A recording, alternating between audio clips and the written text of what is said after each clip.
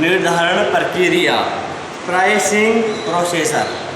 आधारभूत मूल्य basic price निर्धारित करना प्रबंधकों का एक महत्वपूर्ण कार्य है। इस मूल्य के बाद में मूल्य नीतियाँ एवं मूल्य योजना के अनुरूप समायोजन भी किया जा सकता है। दूसरे शब्दों में बाजार स्थिति के अनुसार बाद में इस मूल्य में बट्टा, रिबेट या अन्य प्रकार से समायोजन भी किया जा सकता है, किंतु उत्पाद का आधारभूत मूल्य निर्धारित करने में एक निर्धारित प्रक्रिया अपनाई जाती है। इस प्रक्रिया में सामान्यतः निम्नलिखित चरण या कदम होते हैं। पहला, सूचनाओं का संकलन करना, कलेक्टिंग इंफॉर्मेशन। किसी भी उत्पाद के मूल्य निर्धारण के लिए सर्वप्रथम प्रबंधक को कुछ आधारभूत सूचनाएं संकलित करनी पड़ती है।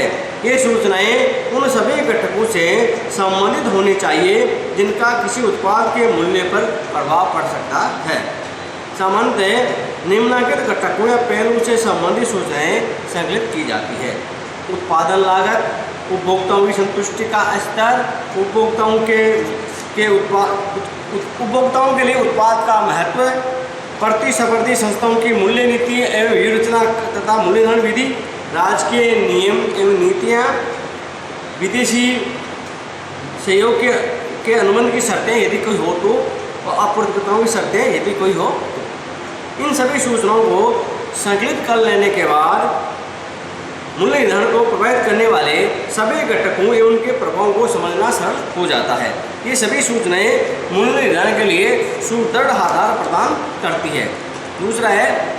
दूसरा चरण है उत्पाद मांग का अनुमान लगाना, एस्टिमेटिंग प्रोडक्ट डिमांड।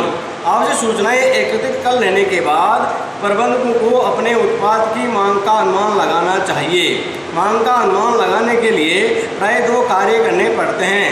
प्रथम ये ज्ञात करना कि उपभोक्ता या बाजार उत्पाद के कितने मूल्य की अपेक्षा रखता है, तथा द्वितीय विभिन्न मूल्य स्तरों पर उत्पाद के विक्रय का अनुमान लगाना। विभिन्न मूल्य स्तरों पर उत्पाद की मांग का अनुमान लगाने से स्वतः ही विभिन्न वैकल्पिक मूल्य या मूल्य विस्तार, प्राइस रेंज भी ज्ञात हो जाती है। इसके अतिरिक्त इससे यह भी ज्ञात हो जाता है कि इस मूल्य स्तर पर सर्वाधिक मात्रा में विक्रय किया जा सकता है। तीसरा चरण प्रतिस्पर्धी प्रतिक्रिया का अनुमान लगाना तथा विश्लेषण करना, estimating and analysing competitive reactions. आधुनिक प्रतिस्पर्धात्मक वातावरण में मूल्य निर्धारित करते समय प्रतिस्पर्धियों की प्रतिक्रिया का अनुमान लगाना एवं उसके प्रभावों का विश्लेषण करना परमावश्यक है। प्रतिस्पर्धा कई कारणों से उत्पन्न हो सकती है, जैसे समान प्रकार के उत्पादों से, स्तनापन्न उत्पादों से या अन्य असंबंधित उत्पादों से, जो उपभोक्ता की खर्च योग्य आय को अपनी ओर आकर्षित कर सकते हैं। किंतु वास्तविक प्रतिस्पर्धा तो समान उत्पादों तथा स्तनापन्न उत्पादों से ही उत्पन्न होती है। प्रतिस्पर्धा की गहनता भिन्न भिन्न हो सकती है। कभी कभी गोलाकार प्रतिस्पर्धा पाई जाती है तो कभी कभी सामान्य प्रतिस्पर्धा। गोलाकार प्रतिस्पर्धा में तो प्रतिस्पर्धी अपने उत्पादों के मूल्य को बहुत घटा सकते हैं। कभी कभी तो वे अपने संपूर्ण मूल्य ढांचे को ही बदल देते हैं ताकि वे अपने बाजार भाग या अंश को बनाए रख सकें, मार्केट शेयर को बनाए रख सकें। प्रतिस्पर्धा में कभी कभी तत्काल प्रतिक्रिया उत्पन्न होती है तो कभी कभी देर से। तत्काल प्रतिक्रिया होने पर मूल्य ढांचे में तत्काल परिवर्तन किया जाता है, जबकि देर से प्रतिक्रिया होने पर प्रतिस्पर्धी इंतजार करो एवं देखो, वेट एंड वॉच की थ्योरी को अपनाते हैं, की नीति अपनाते हैं तथा प्रतिस्पर्धियों का मुकाबला करने के लिए उचित अवसर की तलाश करता है। इन सब प्रतिस्पर्धी प्रतिक्रियाओं का अनुमान लगाने के लिए प्रबंधकों को अपने प्रतिस्पर्धियों की क्रियाओं, उनके उत्पादों, लागतों, बाजार अंश आदि के संबंध में सूचनाएं संकलित करना चाहिए। अब चौथा चरण है आंतरिक वातावरण का मूल्यांकन, इवैल्यूएटिंग इंटरनल एनवायरनमेंट। मूल्य निर्धारण से पूर्व संस्था के आंतरिक वातावरण का मूल्यांकन भी कर लेना चाहिए। ये हेतु संस्था की स्थापित तथा प्रयुक्त उत्पादन क्षमता के विस्तार की संभावना, आवश्यक संसाधनों जैसे कच्चे माल, शक्ति के साधन आदि की आपूर्ति, श्रम संबंध आदि पर विचार करना चाहिए। आंतरिक वातावरण के घटक उत्पादन में अनुकूल है अथवा नहीं, इस बात का मूल्यांकन करना चाहिए। इन घटकों की अनुकूलता के बिना मूल्य निर्धारण का कोई महत्व ही नहीं रह जाता है। पांचवां, विपणन मिश्रण घटकों पर विचार करना, कंसिडरिंग मार्केटिंग मिक्स कंपोनेंट्स। मूल्य के अतिरिक्त विपणन मिश्रण के मुख्य घटक है उत्पाद, मध्यस्थ एवं संवर्धनात्मक उपाय। मूल्यों पर तीनों घटकों का बहुत प्रभाव होता है, अतः मूल्य निर्धारण प्रक्रिया में इन पर विचार करना परम आवश्यक है। उत्पाद की प्रकृति मूल्य को प्रभावित करती है। उत्पाद नाशवान है, स्थायी या टिकाऊ हो सकता है। नाशवान प्रकृति उत्पाद यथा फल, सब्जियां, दूध आदि का मूल्य बाजार की तत्कालीन आपूर्ति एवं मांग से अधिक प्रभावित होता है। इनका मूल्य प्राय कम ही रखना पड़ता है। स्थायी टिकाऊ प्रकृति उत्पाद यथा स्कूटर, कार, वस्त्र, फर्नीचर आदि का मूल्य दीर्घकालीन घटकों से प्रभावित होता है, किंतु फैशन में परिवर्तन होने पर इनके मूल्य को भी प्राय घटना पड़ता है। वितरण के साधन या मध्यस्थों श्रृंखला लंबी होने पर उत्पादक को मूल्य कम रखना पड़ता है ताकि मध्यस्थों को उचित लाभ प्राप्त हो सके तथा उपभोक्ताओं को उचित मूल्य में उत्पाद उपलब्ध हो सके। संवर्धनात्मक साधनों की लागत भी मूल्यों में वृद्धि करती है। अब छठा चरण है खत्म।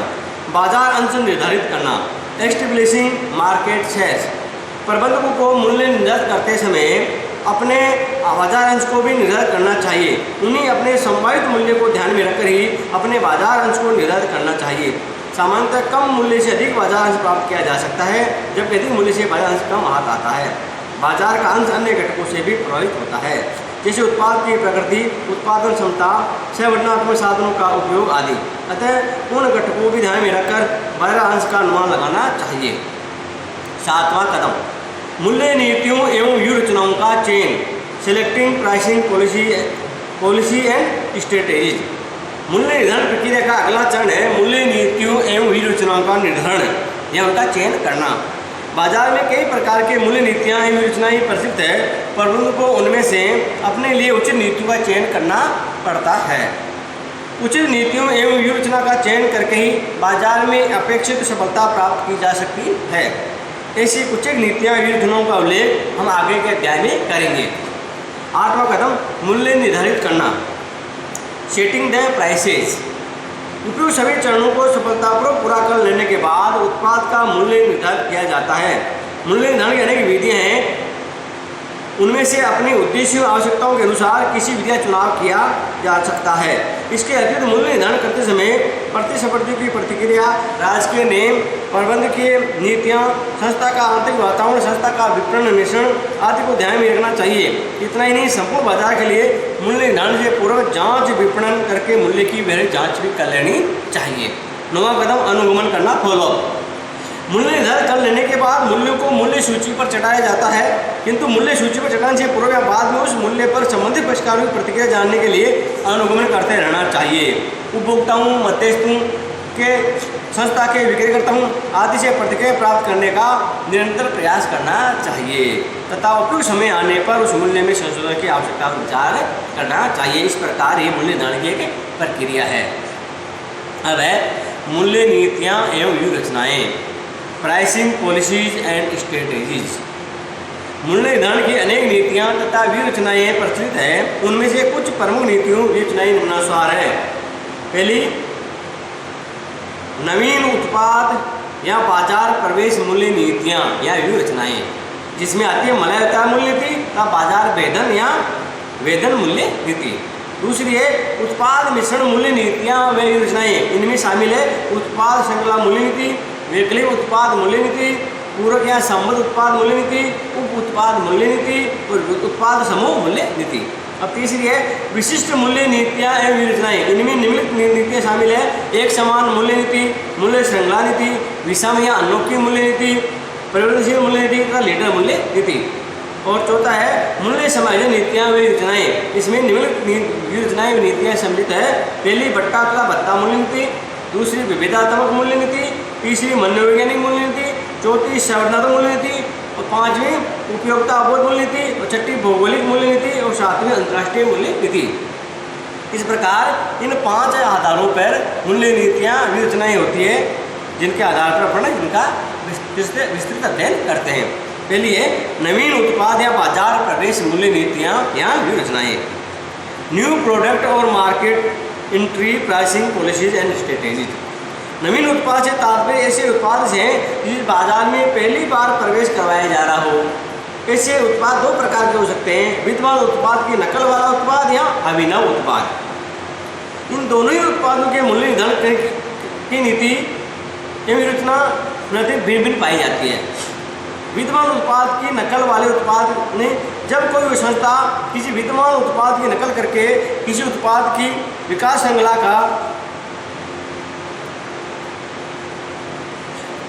विद्यमान उत्पाद की नकल वाले उत्पाद जब कोई संस्था किसी विद्यमान उत्पाद की नकल करके किसी उत्पाद का विकास करती है तो उसी बाजार में प्रवेश कराने तथा जमाने के लिए उचित रणनीति अपनानी पड़ती है। सामान्य से उत्पाद के लिए निम्नलिखित में से कोई भी रणनीति अपनाई जा सकती है। प्रीमियम या उच्चतम मूल्य रणनीति। इस रणनीति के अनुसार उच्च किस्म के उत्पाद के लिए उच्चतम मूल्य ही निर्धारित किया जाता है। मितव्यय मूल्य रणनीति। इस नीति के अंतर्गत निम्न किस्म के उत्पाद के लिए कम मूल्य निर्धारित किया जाता है। ये दोनों ही रणनीति एक साथ अपनाई जा सकती है यदि बाजार में उपभोक्ताओं के दो ऐसे वर्ग विद्यमान हो जिनमें से एक उच्च किस्म की चाहता हो तथा दूसरा मूल्य पर विशेष ध्यान देता हो। अच्छी उपयोगिता रणनीति, गुड वैल्यू। इसके अंतर्गत उच्च मूल्य पर दावा बोला जाता है। इसमें उच्च किस्म के उत्पाद के लिए कम मूल्य, high quality and lower price वसूल किया जाता है। यदि किस्म बहुत अच्छी होती है तो उत्पाद बाजार में शीघ्र जम जाता है। अधिक मूल्य रणनीति। इसमें उत्पाद की किस्म की तुलना में अधिक मूल्य वसूल किया जाता है। रणनीति लंबे समय तक सफल नहीं हो सकती। अभिनव उत्पाद के संबंध में। अभिनव या नवाचार वाले उत्पादों से तात्पर्य ऐसे उत्पादों से हैं जो पहले कभी बाजार में उपलब्ध नहीं थे तथा जिनका मूल्य निर्धारण पहली बार ही किया जा रहा है। ऐसे उत्पादों के निम्नलिखित दो रणनीतियों में से कोई भी रणनीति अपनाई जा सकती है। पहली मलाई उतार मूल्य रणनीति, स्कीमिंग द क्रीम। मलाई उतार मूल्य नीति। कई संस्थाएं जब किसी नवीन उत्पाद का आविष्कार करती है तो वे बाजार की मलाई उतारने की रणनीति अपनाती है। इस रणनीति के अंतर्गत सर्वप्रथम उत्पाद के प्रवेश के समय बहुत अधिक मूल्य रखते हैं। तत्पश्चात वे इस मूल्य को प्रतिस्पर्धा के बढ़ने के साथ साथ क्रमबद्ध रूप से घटाते हैं।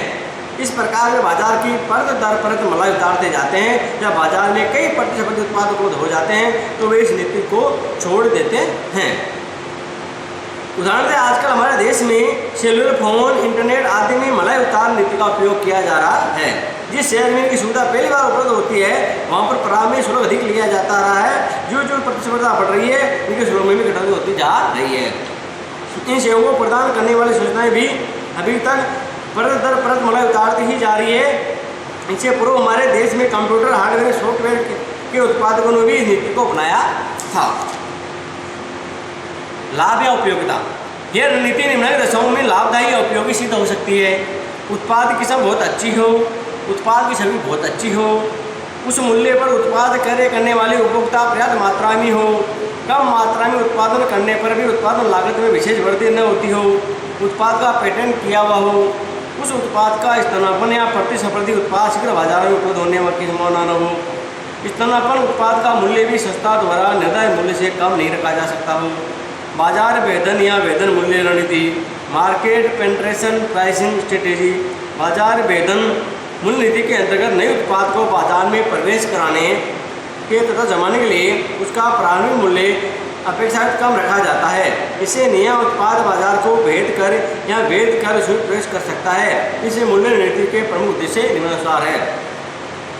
नए उत्पाद को बाजार में आसानी से प्रवेश दिलाना, नए उत्पाद के लिए बहुत बड़े बाजार को शीघ्र विकसित करना, शीघ्रता से शीघ्र बिक्री की मात्रा को बढ़ाना, उत्पाद का बड़ा बाजार भाग बनाना, अन्य संस्थाओं को प्रतिस्पर्धी उत्पाद लाने में हतोत्साहित करना। किंतु बाजार वेधन की नीति निम्न दशाओं में सफल होती है। जब ऊंचे मूल्य पर उत्पाद की मांग उत्पन्न नहीं की जा सकती हो, उत्पाद के लिए बहुत बड़ा बाजार उपलब्ध हो, बाजार में उत्पाद की मांग पूर्ण लोचदार हो जिससे मूल्य कम करते उत्पाद की मांग बढ़ सके। और जब कोई संस्था अपने उत्पाद के लिए बहुत बड़ा बाजार अंश प्राप्त करना चाहती हो, अधिक बिक्री के द्वारा विभिन्न लागतों को घटाना संभव हो, कम मूल्य से प्रतिस्पर्धी उत्पादों को बाजार से दूर रखा जा सकता हो, जब किन्हीं कारणों से अधिक मूल्य रखना संभव न हो जिससे सरकार नीति के कारण। अब दूसरे उत्पाद मिश्रण मूल्य नीतियाँ एवं रणनीतियाँ। Product mix pricing policies and strategies. जब कोई उत्पाद किसी उत्पाद मिश्रण का अंग या हिस्सा हो तो उसके मूल्य निर्धारण के लिए भिन्न प्रकार की रणनीति अपनाई जाती है। ऐसे उत्पाद के मूल्य निर्धारण में इस बात का ध्यान दिया जाता है कि उत्पाद मिश्रण का लाभ अधिकतम हो जाए, चाहे किसी भी उत्पाद का मूल्य कम ही क्यों न रखना पड़े। किंतु ऐसी स्थिति में किसी भी एक उत्पाद का मूल्य निर्धारण करना सरल नहीं होता क्योंकि विभिन्न उत्पादों को भिन्न भिन्न प्रकार की प्रतिस्पर्धा सामना करना पड़ता है। हम यहाँ कुछ विशेष उत्पाद मिश्रणों की दशा में मूल्य निर्धारण की नीति और रणनीतियों का अध्ययन करते हैं। के लिए उत्पाद श्रृंखला मूल्य नीति, प्रोडक्ट लाइन प्राइसिंग पॉलिसी। उत्पाद श्रृंखला मूल्य नीति वहाँ अपनाई जाती है जब संस्था उत्पादों की संपूर्ण श्रृंखला का निर्माण करती हो। ऐसी दशा में उत्पाद श्रृंखला के विभिन्न उत्पादों के बीच क्रमागत मूल्य कदम निर्धारित किए जाते हैं। प्रत्येक क्रमागत मूल्य कदम का निर्धारण करते समय उत्पाद श्रृंखला के उत्पादों की लागतों, उपभोक्ताओं के विचारों, उत्पादों के लक्षणों तथा प्रतिस्पर्धियों के उत्पादों के मूल्य आदि को ध्यान में रखना चाहिए। यदि दो क्रमागत उत्पादों के मूल्य में अधिक अंतर नहीं होता है तो उपभोक्ताएं प्राय कम उच्च क्रम वाले उत्पाद को क्रय करते हैं, किंतु यदि दो क्रमागत उत्पादों का मूल्य अधिक होता है तो उपभोक्ता प्राय नीचे मूल्य क्रम के उत्पाद को क्रय करता है। विकल्प उत्पाद मूल्य नीति, ऑप्शनल प्रोडक्ट प्राइसिंग पॉलिसी। कई संस्थाएं ऐसे उत्पादों का निर्माण करती है जो मूल उत्पादों के साथ खरीदे भी जा सकते हैं। इन्हें खरीदना अनिवार्य नहीं होता है। उदाहरण, कार बनाने वाली कंपनी कार स्टीरियो का निर्माण भी करती है, जिसे ग्राहक चाहे तो खरीद सकता है।